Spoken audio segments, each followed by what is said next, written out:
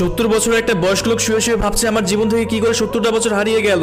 আমি তো কোনো কিছু বুঝতে পারছি না। এই গল্পটা শুরু করার আগে সবার কাছে আমি হাত জোড় করে বলতেছি, প্লিজ ভাই না টেনে সম্পূর্ণ ভিডিওটা দেখবেন, তাহলে জীবনের মানেটা বুঝতে পারবেন। এবং ভিডিওটা দেখার সাথে সাথে একটা শেয়ার করে দিবেন, কারণ আপনার একটা শেয়ারের জন্য অনেকেই ভিডিওটা দেখতে পারবে। সালটা হচ্ছে 2070 সাল। একটু কল্পনা হারিয়ে যান, একজন 70 বছর বয়স্ক লোক শুয়ে শুয়ে ভাবছে আমার জীবন থেকে কি করে 70টা বছর হারিয়ে গেল। এই তো মনে হচ্ছে সেদিন অফিস শেষ করে বাসায় আসলাম, আর এসব কথা চিন্তা করতে করতে বয়স্ক লোকটা ছেলে তার রুমে আসলো। আর রুমে এসে ছেলে তার বয়স্ক বাবাকে বলছে, বাবা এই নেন আপনার জন্য পাঞ্জাবি পায়জামা নিয়ে আসছি, আগামী শুক্রবার আপনার নাতির বিয়ে, আপনার কি আর কিছু লাগবে? যদি আপনার কিছু লাগে তাহলে বলতে পারেন। এরপর বয়স্ক বাবা তার ছেলের দিকে তাকালো, আর তার ছেলের দিকে তাকায় দেখতেছে তার ছেলের মাথার অনেক চুল পেকে গেছে। তখন সেই বয়স্ক লোকটা মনে মনে ভাবছে, কি ব্যাপার, আমার ছেলের মাথার অনেক চুলিতে পেকে গেছে। ও তো সেদিনও ছোট ছিল, আমার সাথে বাজারে যাওয়ার জন্য কত বায়না করতো, আর আজকে আমার সেই ছোট ছেলে কত বড় হয়ে গেছে। আগামী সপ্তাহে নাকি তার ছেলের বিয়ে। আর ওরকম সময় ছেলে তার বয়স্ক বাবাকে বলতেছে, আপনার কি আর কিছু লাগবে? আর এরপর বাবা বলল, না রে বাবা, আমার আর কোনো কিছু লাগবে না।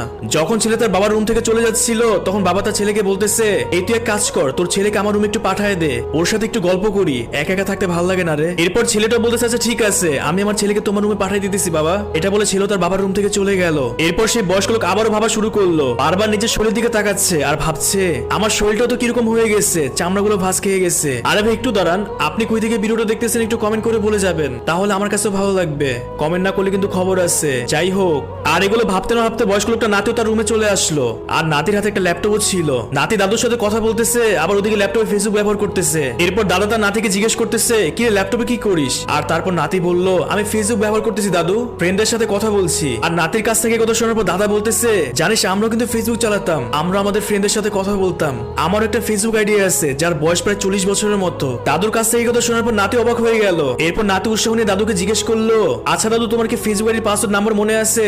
তখন বয়স্ক দাদু বলল, ল্যাপটপটা আমার কাছে দে, আমি একটু দেখি আমার ফেসবুকের নাম্বার আর পাসওয়ার্ড মনে আছে কিনা। এরপর নাতিও তার দাদাকে ল্যাপটপটা দিল। যেহেতু দাদুর বয়স একটু বেশি, সেক্ষেত্রে সে গ্লাস ছাড়া দেখতে পারে না।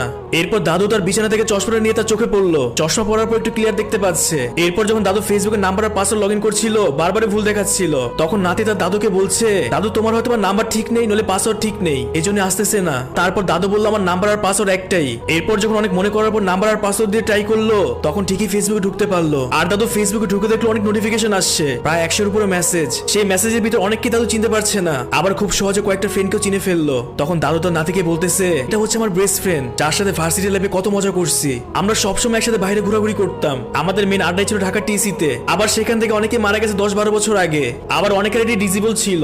এরপর দাদুর হঠাৎ করে তার বইয়ের কথা মনে হলো, আর আস্তে আস্তে দাদু ইনবক্স চেক করার পর দেখতে পেলো ইউনিভার্সিটি লাইফে তার বইয়ের সাথে এসএমএস, কারণ তারা একই ইউনিভার্সিটিতে পড়াশোনা করতো আর তারা ভালোবেসে বিয়ে করছিল। দাদুর সাথে দাদের একটা ভার্সিটি লাইফের ছবি ছিল, আর সেই ছবিতে দাদু তার নাতিকে দেখাচ্ছে। তখন দাদুর চোখের কিনারও পানি ছিল, কারণ দাদু দাদিকে অনেক বেশি ভালোবাসতো। প্রায় 13 বছর আগে দাদি ক্যান্সারে মারা গেছে। এরপর থেকে দাদু অন্যরকম হয়ে গেছে।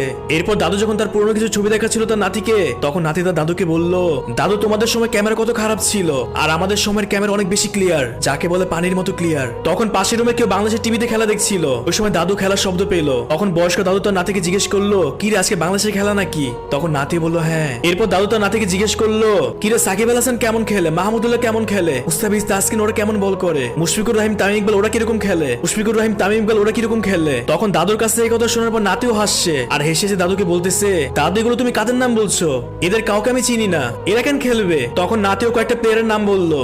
এরপর দাদু তার নাতিকে বলল, এরা ছিল আমাদের সময় বেস্ট প্লেয়ার, যাদের উপর নির্ভর করতো বাংলাদেশ টিম। তখন আমাদের একটাই স্লোগান ছিল, হারলেও বাংলাদেশ জিতলেও বাংলাদেশ। এখন বাংলাদেশ কিরকম খেলে? এরপর তখন নাতি বলল, এখন বাংলাদেশ অনেক ভালো খেলে, বাংলাদেশ টিম যে কোনো দলকে হারিয়ে ফেলে। আর এরপর নাতিও তার দাদুর রুম থেকে চলে গেল। ও দাদু তখন মনে কষ্ট নিয়ে ভাবছে, এখনকার ছেলে মেয়ে কত স্মার্ট, এখন তো জীবনের শেষ পর্যায়ে চলে আসছি, কিভাবে একটা একটা করে দিন চলে গেল, কিভাবে একটা একটা করে মাথা চুল পেকে গেল, কিভাবে চামড়াটা গুছিয়ে গেল, টেরই পেলাম না, জীবনের পরিপূর্ণ স্বাদ গ্রহণ করতে পারিনি। যখন একটা একটা করে দিন চলে যেত, একটা একটা করে বছর চলে যেত, তখন মাথায় ঘামাতাম না, কখন যে সময় এত দ্রুত চলে গেল বুঝতেই পারলাম না। আর এরপর যখন দাদু লাঠি ভর করে পাশে ফ্ল্যাট দিয়ে যাচ্ছিল, তখন দাদু শুনতে পেলো একটা 3 বছরের বাচ্চা কান্না করতেছে। আর এরপর দাদু আগ্রহ নিয়ে বাচ্চার মাকে জিজ্ঞেস করতেছে, কি ব্যাপার, তোমার বাচ্চা কেন কান্না করতেছে? এরপর বাচ্চার মা দাদুকে বলতেছে, আর বলেন না দাদু, যদি ফোন হাতে না দিই তাহলে কান্নাকাটি করে, কোনো কিছু খেতে চায় না, কারোর সাথে কথাই বলে না, সারাদিন ফোনে ভিডিও দেখবে, আর যদি ফোন নিয়ে নেই তাহলে কান্নাকাটি করে। এরপর দাদু মনে মনে ভাবতেছে, কি একটা যুগ চলে আসলো, একটা 3 বছরের বাচ্চাও ফোন ছাড়া থাকতে পারে না। আচ্ছা এখানে এখানে দোষটা কাদের, জেনারেশনের নাকি আমরা নিজেরাই দোষী? এরপর যখন দাদু ছাদের উপর উঠলো তাকেই দেখলো সবকিছু পরিবর্তন হয়ে গেছে।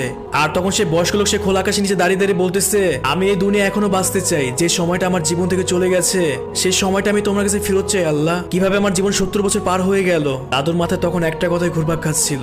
এখানে কি বুঝে গেল জানেন? একটু লক্ষ্য করে দেখবেন, এই শুক্রবার থেকে এই শুক্রবার কত স্পিডে চলে যায়। আপনি ধরতে পারবেন না কবে 7 দিন পার হয়ে গেছে। কিন্তু একটা বার কি চিন্তা করে দেখছেন, এই যে এত দ্রুত সময় পার হয়ে যাচ্ছে, আপনার জীবন থেকে খুব দ্রুত হায়াত কমে যাচ্ছে। এটা হয়তো আপনি আমি এখন বুঝতে পারবো না, যখন আমাদের অনেক বয়স হয়ে যাবে, যখন আমরা এই বয়স্ক দাদুর মতো রিয়েলাইজ করবো আমাদের জীবন থেকে কিভাবে এতগুলো দিন হারিয়ে গেল, তখন আমরা বুঝতে পারবো সময়ের মূল্য। এখন অনেকে দুষ্টুমি চলে ভাবতে পারে 2070 সাল কিভাবে চলে গেল। এখানে যে কথাগুলো আমি বলেছি সেগুলো কল্পনায় বলেছি। যাই হোক, আমার কথা শুনে যদি কারো কাছে খারাপ লেগে থাকে তাহলে ছোট ভাই মনে করে মাফ করবেন। বিশ্বাস করেন ভাই, এই ভিডিওটা বানাতে আমার অনেক বেশি কষ্ট হয়েছে। একটা ভিডিও বানাতে অনেক বেশি কষ্ট হয়। যদি আমার এই ভিডিওটা আপনার কাছে ভালো লেগে থাকে তাহলে অবশ্যই একটা ফলো দিয়ে যাবেন আমাকে, তাহলে আমার কাছে ভালো লাগবে।